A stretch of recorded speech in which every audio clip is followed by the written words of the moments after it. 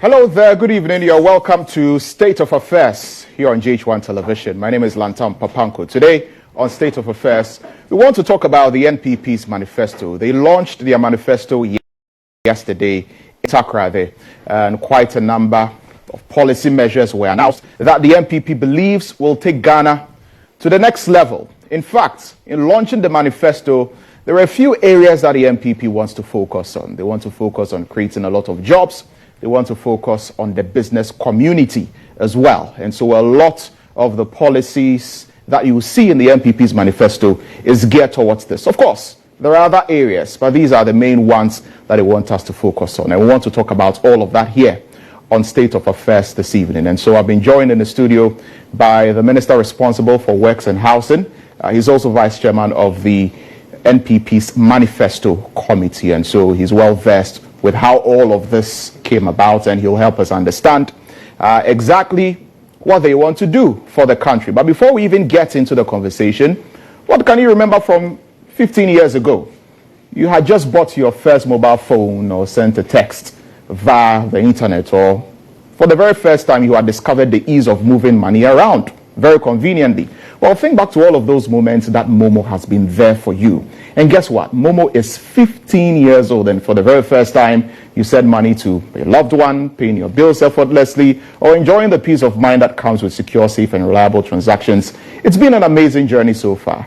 So now get ready for some mouth-watering offers as we celebrate Momo at 15. Look out for market storms, floats near you, and win some mind-blowing prizes. And MTN says, thank you, Ghana, for doing this with us.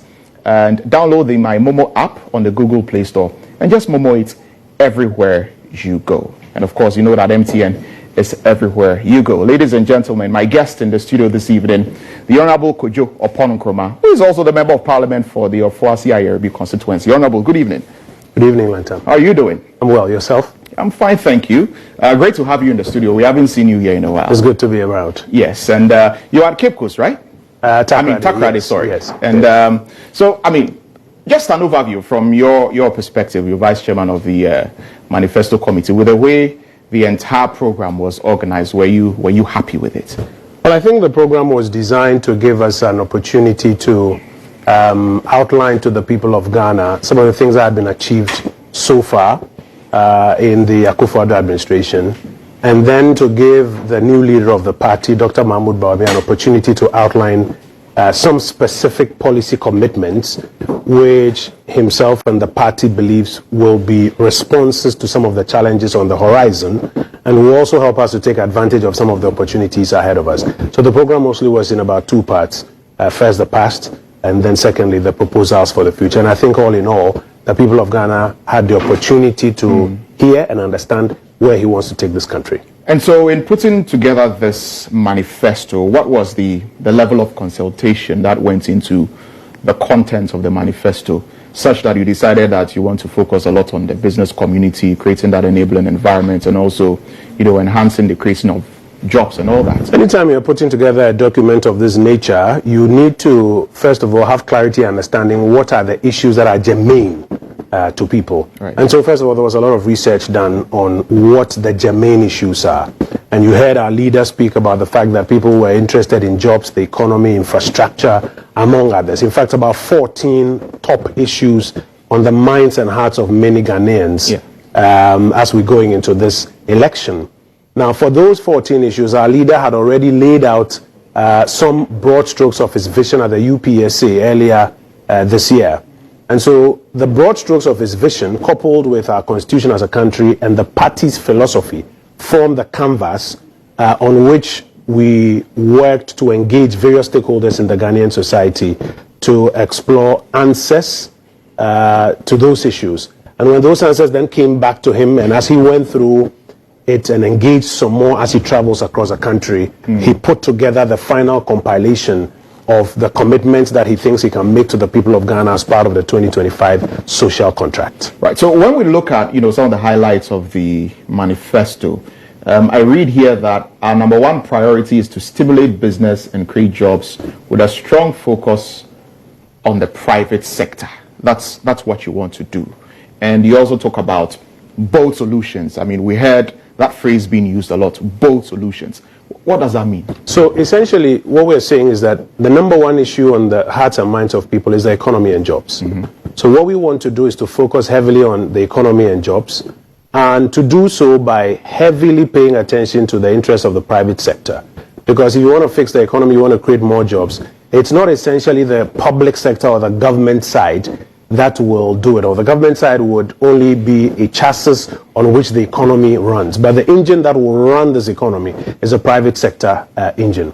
So in answering the question of economic expansion, economic stability, and more jobs, the public sector will play a role, but you need to get the private sector into the mechanics that will move us on to the next level. And you need to do so with some very bold, radical solutions that depart from the gradualist approach that we've been going through in the times past. You need to also do so bearing in mind the fourth industrial revolution that is just around the corner. Africa missed out on the first industrial revolution. We've glided along on what has gone by. But now if we want to leapfrog and be at the forefront of the fourth industrial revolution, what are the kind of solutions and ideas? And that's why, for example, you see us talking heavily about digitization and how it can expand the frontier of jobs and create some more economic expansion for us. That's why you find us talking heavily about PPPs, bringing in the private sector, so that the kind of innovation and creativity financing methods that the private sector has, they can bring it in for us to do a lot more for this economy than what government on its own has been trying to do. And in the past 8 years, right, or almost 8 years, what really has been done in that regard? And how can the people whom you are telling you are going to do all of this for trust that Dr. Bawumia will be able to do? Because one would say he's been vice president, he's been leading the digitalization agenda, but we still have all of these problems, you know, within the economy. The private sector has been complaining about, and all of that. So how can we trust that these both solutions will actually manifest when he's given the mandate? One of the first things that you would identify if you dispassionately look at what has happened since 2017 is that the Ghanaian economy has grown by about $20 billion. About $20 billion. This is despite even all the havoc that has been reached on some parts of the economy by the pandemic and then by the cost of living crisis that came, you know, following that one. In fact, the per capita income is the average that the person living in Ghana is earning. It's moved up from about $1,900 in 2016 to $2,436 as at now in 2023. The Ghanaian economy, looking at where we are going, is envisaged to hit about $78 billion, about $2 billion more by the end of this fiscal year. So the first thing you will recognize is that the economy has grown. In addition to the economy growing, you see a translation of that economic growth into a lot of development across the country. Yes, people complain legitimately so that we want more. But if you look at where we are coming from and where we are now, even if you take our road infrastructure and how much roads have been done in the last 7 or so years, if you take medical infrastructure, I know quite recently there was a big debate and an attempt to suggest that the MPP had not constructed any hospitals or whatnot. The data has all been put out there, so now I see that debate going down. But even as at now, 111, nearly about 111 new medical facilities that are coming up. If you take jobs, about 2.3 million jobs now registered on the SNIT database, which suggests to you that a bit more has been created than that. This is only those who went to SNIT formally to register, a combination of public sector and private sector. If you take investments in housing, for example, take even just the security services, about 1,000 homes from 2017 to the security services. This is excluding what has been done by TDC in Kong or by state housing or by the National Home Ownership Fund. So sector by sector, you will find that a lot has been done. However, a lot more needs to be done, because in particular, there's a need to ensure that a lot more people are included in the jobs basket. There's a need to ensure that cost of living is brought down a bit more. There's also the need to ensure that the level at which we were growing, average about 7% thereabout, before we were hit by the global pandemic and then the residual issues, we can get back to that level of about, currently we're doing about 4 point something as we're coming back up. How do we get back and sustain an average about 6.5 to 7% growth over a period. So if somebody asks over the last 8 years what has been done, this manifesto is replete with concrete examples of what has been done over the period. And then on the basis of that, points out what more can be done in the next 4 years under a Bawumia presidency. I mean, one would say some of the promises that were in your last manifesto, what your government has said that you would do before under President Akufo-Addo, are finding space in this new manifesto, talking about, the Pualugu Dam, for example. And earlier this morning on the Morning Star, I was having a conversation with Dr. Asa Asante. And, he says that, how can you convince him, or how can you convince any Ghanaian that the Pualugu Dam will be constructed? Already sod was cut, it was hailed, it's a huge project, about $11.9 million has already been paid as mobilization and all of that. But we've literally not seen anything, even though we are told that some work has been done. And then we have the Vice President talking about the Pualugu Dam again. So people say you do this thing. It's not there, and then the Vice President is still talking about it. First of all, the Vice President has not said that we have done the Pualugu Dam. He hasn't said that. A commitment was made earlier that we were going to pursue it. And in this manifesto, you notice that there's a difference between how he wants to pursue it and the original plan. That is an admission that the original plan has not been fully concluded, has not been fully actualized. Lessons have been learned, and it's important to take a new route. And so now he talks about bringing in private funding to be able to complete it. Because one of the major challenges has been the fact that if you were looking for government funding to complete that project, government funding has been limited. Government funding was so limited that recently we had to talk to our old debtors and ask for a cut down on it. So he's not saying that the vision is being completed or is no longer important. He's saying that there have been difficulties in executing that one. We have learned lessons from it. And so we want to do it, but we'll do it through a different route. It is akin to saying that, okay, you wrote an exam and you got 80%. So people may say that because you got, let's say, 20% of the questions not correct or unanswered, you are incapable of passing another exam. That 80% in the first place tells you that you've passed that exam. You recall that already we have put out the commitments we made and what has been achieved so far. And apart from people shouting, it's not true, it's not true, in terms of being able to empirically say that the almost 80% of the commitments that were made that we are saying have been fulfilled is being disproved. That has not been the case. So this is an administration, there's a party, there's a government that has delivered extensively on its commitments in the past. Go to 2016, go to the commitments. Come to 2020, come to the commitments. A good number of them, an overwhelming majority has been fulfilled. It is, however, true that there is a pain point for many Ghanaians, which is cost of living. And so when you talk to the average person, he will tell you that times are hard, things are difficult. Fuel prices have gone up, currency is depreciated, albeit a bit stable now. Interest rates went up, are coming down. Inflation went up, is coming down. Transport costs are high. Energy prices are high. That is true. So what do? You come up with bold solutions to tackle these. And those are the solutions that Dr. Bawumia has put on the table. That in addition to what we have done, these are the issues and the concerns that we observe today. These are our prescriptions. And if you give me the opportunity, I will implement these prescriptions to be able to resolve these issues. And also what we're going to be doing is inviting our colleagues on the other side. That is not enough just to say, times are hard, times are hard, times are hard. It is more important to bring your policy proposition. So if you say energy prices are high, what is your proposition? This is our proposition. Can we put it out there for the people of Ghana to examine and say, between these two ideas, this one makes more sense, and therefore I'll go with this. That's what we need to be doing now.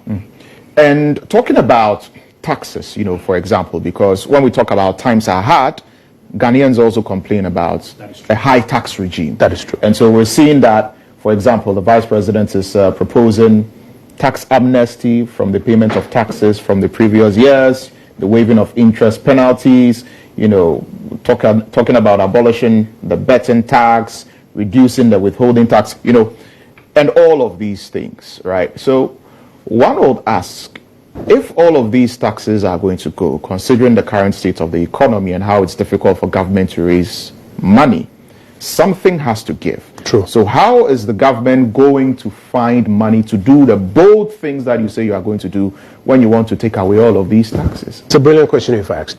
The way to do that is by conceptualizing anew how to fund government programming. So if you go back, one of the very first strong promises that Dr. Bawumia has made is that you have to look at what we call the fiscal framework, which piles a lot of expenditure on government.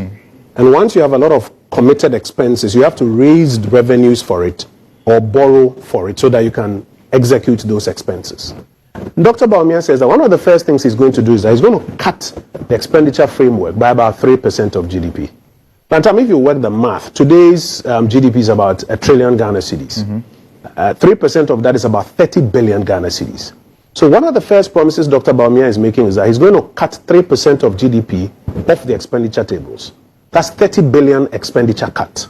And he's outlined several initiatives to ensure that that 30 billion Ghana cedis is cut off the expenses.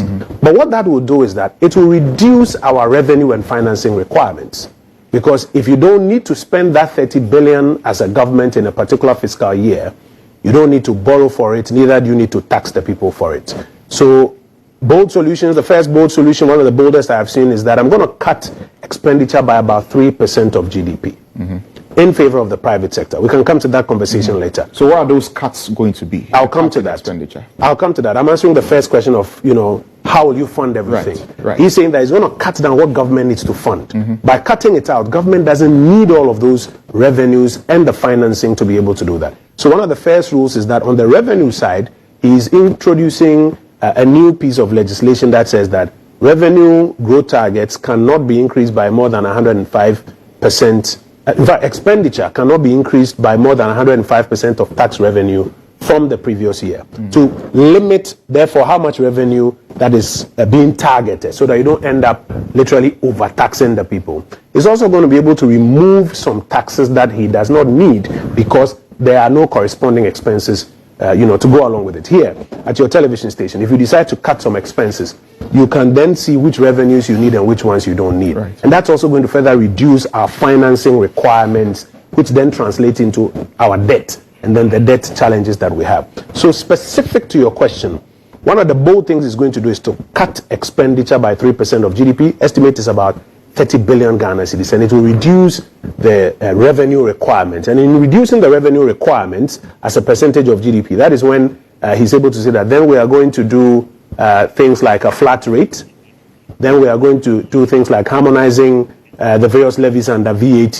Then we are going to introduce a CD-based flat rate on the import side. So it is within that fiscal framework that he's going to do that. Now you asked the second question. Yeah. So what will be cut? Yes. When we did the modeling, we find out that there are a number of expenditure items on infrastructure and some selected goods and services which government can cut off its books and give to the private sector to execute.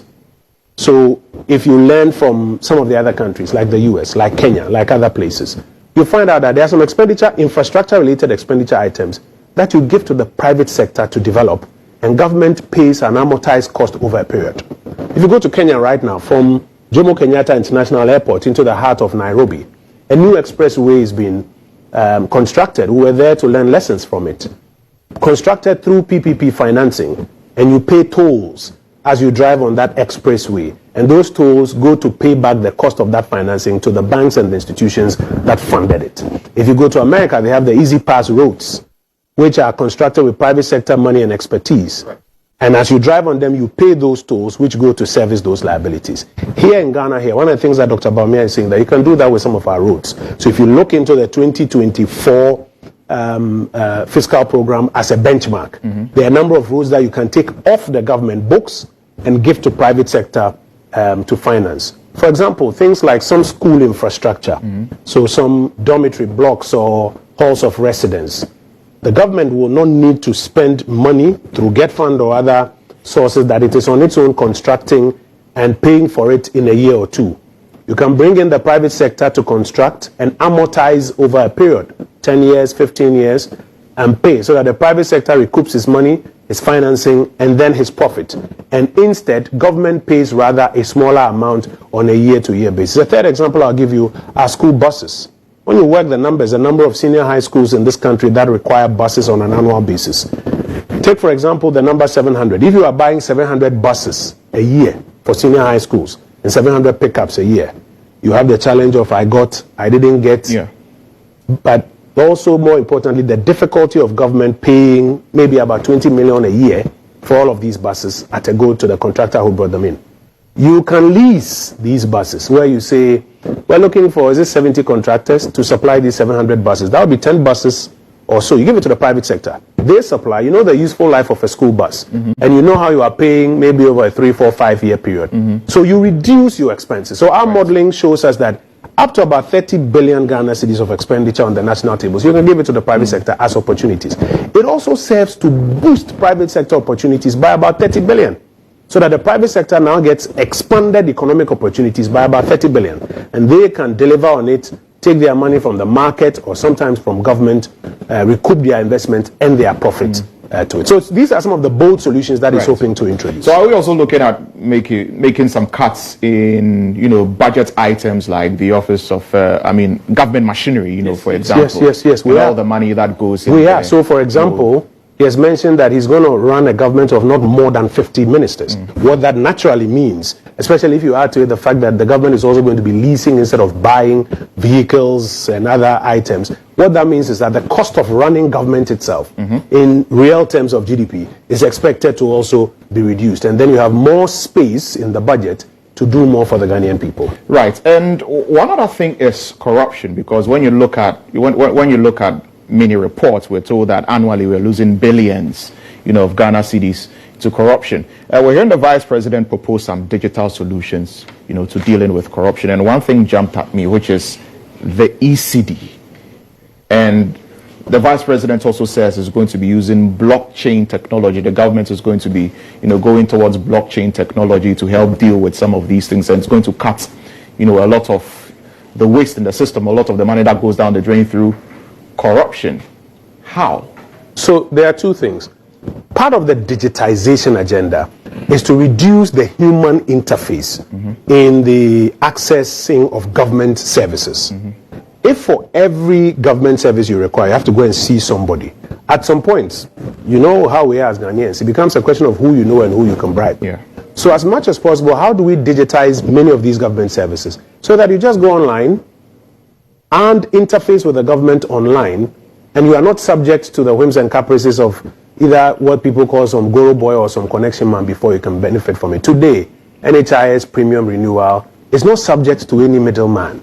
Today, tax and pension services you can access online. Passport applications you can access online. What he's saying is that what he wants us to do is to move a lot more government services online to reduce the human interface and the petty corruption that is associated with it. But another level of digitization includes getting public procurement to be more digitized. So that who is a supplier, what are the price quotations, what are the other commitments to this person, becomes public information that is accessible online, but it's also a matter that is, may I say, transacted online in full public glare. It reduces, and if you look at page 135 of the full manifesto, for example, he talks about let me go to 134. It talks about fully integrating the National Electronic Procurement Platform, which will ensure that the kind of procurement that goes on in many public offices that are not subjected to anybody's interrogation now become clear online transactions that are not based on whom you know and who you can compromise.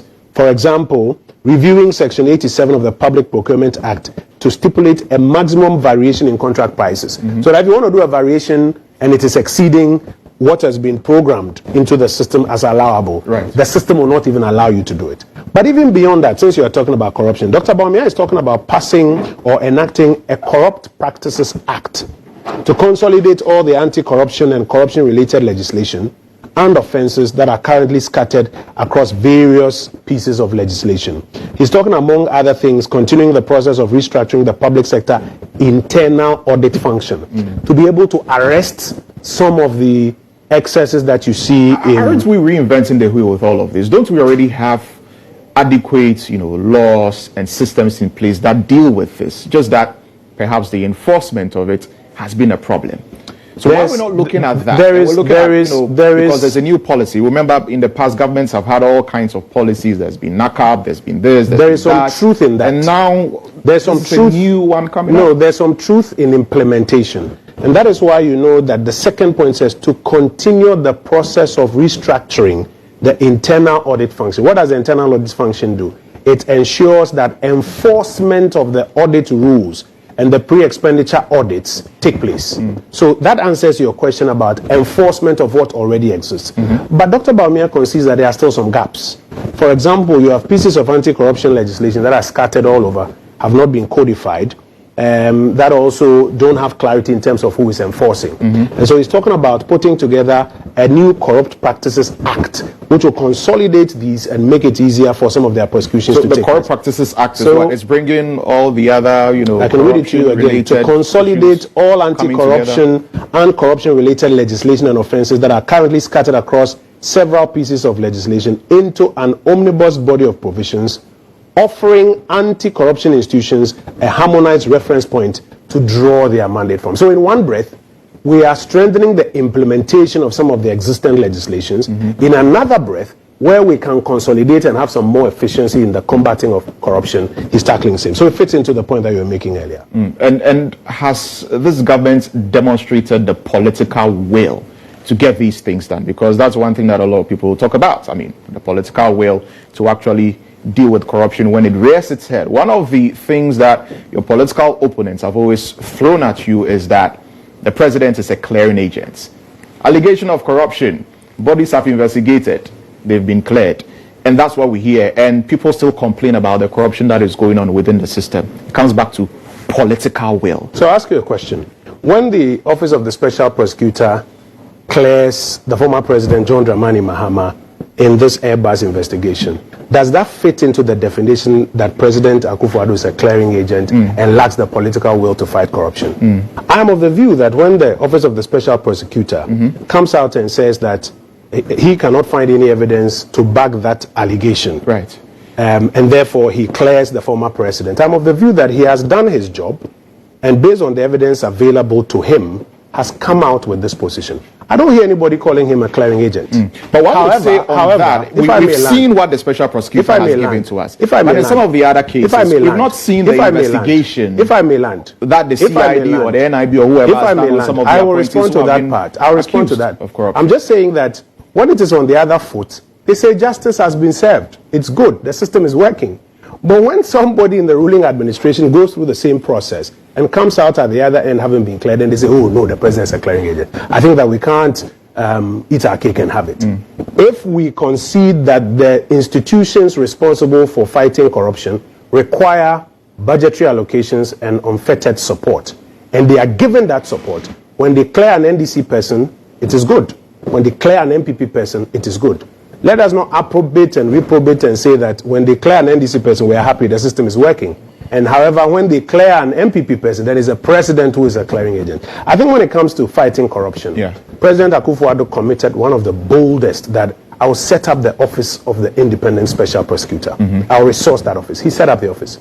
He resourced that office. He put in place Martin Alamisi Benz Kaiser Amidu, a respected former Deputy Attorney General, as the first occupant of that office. Martin Amidu resigned at a point. Yeah, called the president a mother serpent of all corruption. No problem.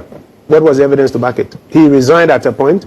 Another person was put in that particular office. He's been doing his work. You've just heard him clearing the former president. And when he does, I don't hear any problem with it. So the president on the executive side has executed his mandate. Look at what he's done with the police.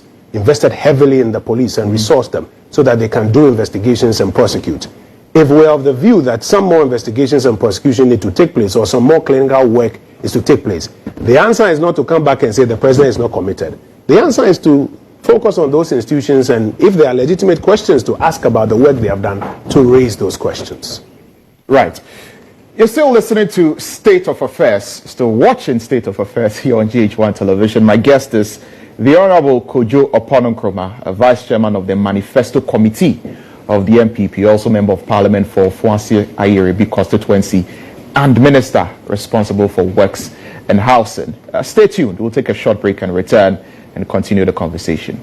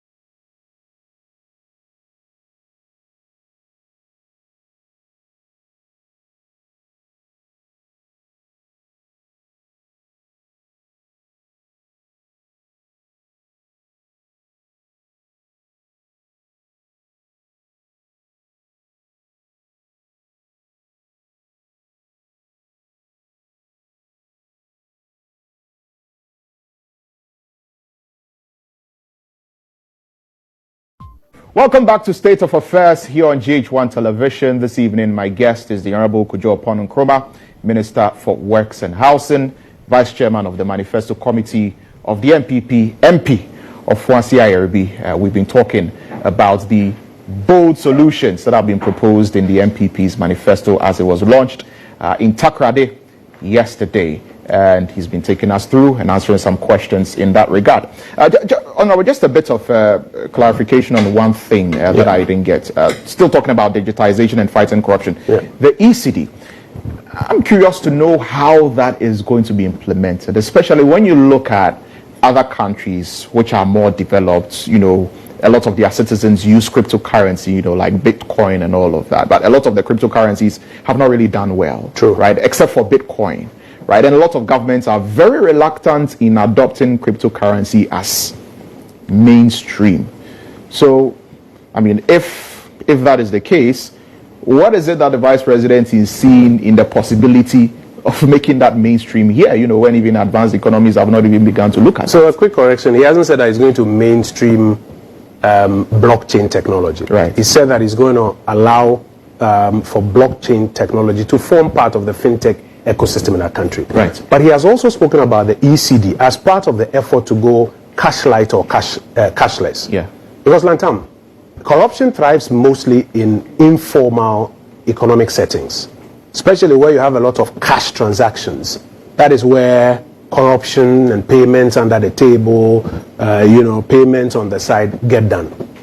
But where transactions are mostly formal and digitized and are clerical in structure, there's very limited room for maneuver in these economies. So what ends up happening is that where, in particular, government services and government goods are purchased through formal, cash-light or cashless systems, it becomes very difficult to play this game of corruption in that space. And so the promise that he has made when it comes to the formalization of the economy includes moving more to a cashless or cash-light economy, so that you can use more digital currency like the ECD. The ECD has already been piloted by the central bank. It would be good if at some point you have an opportunity to sit with them. And you'll be amazed at how easy it is, even for informal economic settings, to adapt to and use the ECD. It's traceable. It's easy to see who is paying who for what. And the expectation, as has happened in other jurisdictions, is that it therefore reduces the use of physical cash and the informal transactions, including corruption, that comes with the use of cash. So his mention of the ECD is along the lines of the formalization of the Ghanaian economy and therefore how it helps to reduce corruption. On matters of blockchain technology, he's talking about improving the regulatory sandboxing system and the fintech ecosystem so that young people can develop interesting new payment systems of doing business to further grow the economy. And speaking of young people, of course, the Vice President was, trying really hard to appeal to the Gen Zs. Was he? Right. And, talking about being there for the Gen Zs and all of that. A lot of them would want to be able to finish university and, have a job to do. Joblessness, has been one of the major things on their minds. So what is the bold solution to that?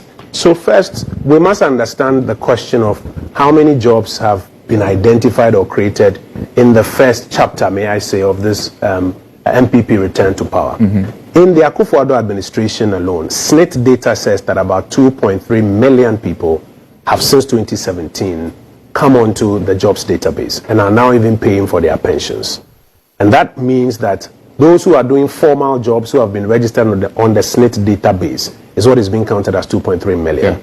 The ones that have not been onboarded to the SNIT database, if you put together, will show you that we have done nothing less than 2.3 million jobs in this first term of the Akufo-Addo administration. But in this first term of the Akufo-Addo administration, there were some things we were not doing as part of the job ecosystem, which in the Bawumia presidency, we are working towards. For example, the first that as part of this digital state we are trying to create and this digitized ecosystem, he wants 1 million young Ghanaians to be trained for digital jobs. Now, that at an instant, even if you looked at what we have done so far and you replicate it and you add 1 more million to it, that's about 3 million jobs already in the next administration. These 1 million jobs are jobs only for the digital ecosystem. Jobs in Ghana, across Africa as a result of Continental Free Trade Area, in the cybersecurity framework that we are creating, and then some of these jobs who can serve other clients globally. But that's 1 million in the digital space only. Take, for example, what we are looking to do in the private sector expansion when it comes to construction. In housing already, he has announced a PPP framework that is supposed to help expand the housing sector. We're currently doing about 40,000 homes a year. We're looking to expand it to about 130,000 homes a year, working with the private sector. In Tesano, when the president commissioned work to be done for the police, 320 units of which we just commissioned, yes, about 500 people ended up having to work there. Now, if we are escalating this to a national level where we are doing more affordable housing projects, if you go through the manifesto, working through PPP, you can model the number of jobs that are coming out of that. For example, as part of the jobs program, we're looking at a jobs abroad program where you can train Ghanaians, including health workers, etc., who may not necessarily need to work in Ghana but can register through this jobs abroad program and go and serve in foreign lands to earn their income. Then the Republic will also get something from their labor out there, out of what was invested in them when they were in school. Agenda 111 only is expected by the time it's done to do about 20,000 direct jobs and about 60,000 jobs, including the indirect jobs. That's a lot of jobs. If you look at even the number of lawyers that we want to hire for legal aid across the 265 districts of the country, the numbers are north of about 600. So if you go through the whole manifesto from about page 53, where you find the summary, and then in the detail, you'll find various places where we're creating jobs. So I'll give you just about 2 or 3 funds that are supposed to create jobs. First is the SME bank that we want to set up. We're noticing a lot of young Ghanaians who are doing little businesses on their own, mostly fintech or product and service based, and are looking to sell on digital platforms. But the traditional banks do not necessarily understand and flow with what they are doing. They want some years of accounting records, they want your certificate of incorporation, audited financials for a period, and it's understandable. We want to create a bank that will be dedicated because it understands the needs of young people who are looking to do business on their own and to support them. Already we've created the development bank that is crowded in a lot of money and has made some of that money available to the traditional banks. But we're of the view that more has to be crowded in, dedicated to the SME bank to support our young men and women, our gallant young men and women who are doing great and innovative things on their own in various parts of the country, already on our digital ecosystem. We are also looking to create what we call the Women's Trade and Entrepreneurship Fund, WOTEF. Now that is a fund, it's not a bank, it's a fund that is being put at the disposal of the rural banks and the smaller tier financial institutions, because when the presidential candidate interacted with women, is that we have a challenge with access to finance. It is because for the kind of business we do, trading in the markets, going onto the highways to buy foodstuffs and bring it in, a lot of these high-level financial institutions don't seem to have the funding and the psyche to respond to our needs. It's the rural banks and the savings and loans companies that seem to understand us and do better business with us. For these rural banks and savings and loans companies, they need some more liquidity. If they get some more liquidity, they can take better care of us. And so Dr. Bawumia's proposition is that we should make some funding and liquidity available to the rural banks and the savings and loans companies so that they can support our women in the markets, at the trading centers, at the trade hubs. So if you put together the SME bank, the WOTEF, and for example, the Minerals Development Bank, which is supposed to help open up the opportunities in mining, and to do it more responsibly and legally, you have a lot more jobs on the horizon, even apart from the 2.3 that have been created in the first term of the Akufo-Addo, or in the first term of the MPP's return to power.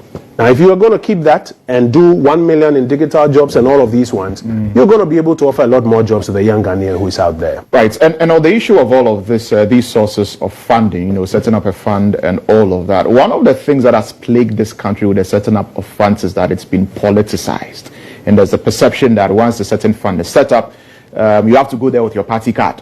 And it's only people who are party members who are benefiting from this fund. Some of the funds are being dissipated. People are taking the money. I mean, we've seen some of the things that have happened with Maslow, where, you know, the former administrator or CEO has been jailed. But I know well, she's not been jailed. She's been found guilty, but we don't know where she is. Yeah, we don't know where she is. She's so. How are you going to prevent things like that? It's a brilliant question you've asked. That is why Dr. Bawumia believes in digitization. So go back to when COVID came, and the president announced that, listen, people need support. Loans and grants should be made available to people because businesses were struggling. When people were asked to apply through digital means and to receive the money through digital means, it was not about MPP NDC. The people who got the money, you couldn't tell whether this one was MPP or NDC. These were Ghanaians applying on digital platforms and receiving loans and grants on digital platforms. And so you see the value of digitization in helping to reduce even one of our age-old temptations of politicizing things like funds. Now, if you have that as a foundation, and if you have that, secondly, as a fund that has been made available to rural banks and to savings and loans companies to support women, are these banks, these rural banks, going to say that they are only dealing with MPP women? I don't think so. If taking money from the government, they need to utilize that money and pay a return back on it. And if they are going to do that, they are not going to be saying that they are looking for MPP women to deal with. They are going to be saying that they are looking for people who are actually doing business, who can take this money, invest it in their businesses, and pay back. And that's how you eliminate the unnecessary partisanship that sometimes plagues funds like you have rightly mentioned. Right. You're still watching State of Affairs. Let's remember that MTN Momo is 15 years old. I mean, 15 years ago, if you remember what you were doing, you had just bought your first mobile phone or sent a text message via the internet for the very first time, and you were just discovering the ease of moving money around. And MTN Momo made it so convenient for you, you know, back to all of those days, right? So for 15 years, MTN Momo has been in the system. They've become bigger, they have become better, they help you pay your bills effortlessly and do a host of other activities in the financial space very efficiently. It's been an amazing journey. So get ready for some mouth-watering offers as we celebrate MTN Momo at 15. Look at our market storms, or out to our market storms and floats, and win some mind-blowing prices. Thank you for doing this with us. Download the My Momo app on the Google Play Store or the Apple App Store and just Momo it everywhere you go. Now, Honorable, when we look at the manifesto also, there's a part which talks about mining, right? And it talks about what you're going to do in the mining sector. And, you know, it mentions illegal small-scale mining and some of the things that you do when it comes to illegal small-scale mining. One would say the illegal small-scale mining fight has not been won. Efforts have not really yielded any results. I mean, recently, it's getting so bad that even by the roadside, we are finding that people are mining. So, how really is a Bawumia administration going to deal with the failures of the Akufo-Addo administration as far as illegal small-scale mining is concerned? So, the fight against illegal and irresponsible small-scale mining has not been won. That's a truth that nobody can run away from. But what we cannot do as a country is to run away from efforts to sanitizing the mining industry. The mining industry is one of the largest employing industries. It is an industry that helps to create a lot of wealth for the Republic and for the persons involved in it. But there are some who, while trying to pursue the good in the industry, end up doing a lot of bad to our water bodies and to our forests. What Dr. Bawumia is proposing is that we need to help those people to go do it in the right way, in the legal way, in the responsible way. So what are we going to do? One of the first reasons for which you find a lot of problems around our water bodies is that people are prospecting for minerals there. He says the first rule is to stop people from prospecting for minerals and to say that the government will do the geological survey and be able to tell you that these are where the concessions are. So this whole regime of prospecting and mining and destroying water under the guise of prospecting is now going to be waved away. Now the government is the one that is going to do the geological survey and be able to say that these are the places where you find deposits. He's also said, number two, that these deposits will be prioritized for Ghanaians. Number three, he has said that the resources that you therefore need to go into these areas and do the proper mining resources like machines, and he mentions the gold catcher machine and other machines that are supposed to ensure that you do mining legally and responsibly, will be made available, as is being done currently, under the community mining structure. He has also mentioned that community mines are going to be made available where these concessions have been found. Lantam, you would concede that in places where you used to have a lot of chaos in illegal and irresponsible mining, when community mining was introduced, the same people who were previously doing things very illegally and in an irresponsible way now have an opportunity to go through things in a more responsible way. So what Dr. Bawumia is saying is that we will direct you to where the concessions are. We'll make those community mining licenses available. We will support you with the machines. He's also talking about a minerals development bank to support that industry. And then number 5, there's a ready market to buy the small-scale minerals that, of course, have been produced in the right places. You know, today Ghana has a refinery. You know, today Ghana, under Dr. Mahmoud Bawumia, is running a gold purchase program and a gold for oil program. And he's talking about expanding it to deal with other forex demand. So if you are interested in small-scale mining, you no longer need to go do the illegal things there that requires to spend so much money, send police and military chasing you, people are dying in that. We are now creating an alternative, a real alternative, a comparable alternative, for you to go in there and do the right mining, get your resources out of it, pay for the investments that have been made in you, and pay your taxes on it. And by the way, he's reducing the withholding tax to 1% so that you don't need to smuggle it out of the jurisdiction. So what he's doing is introducing a proper way of doing it so that when the cleanup needs to be done, it's easier, it's less expensive, and there's, more importantly, an alternative. Well, the political will be there to do all of that? I believe Dr. Bawumia. I've worked with him. Because there were some bold solutions that were also proposed. I believe him. I have worked with him. This is where we are. I have worked with him.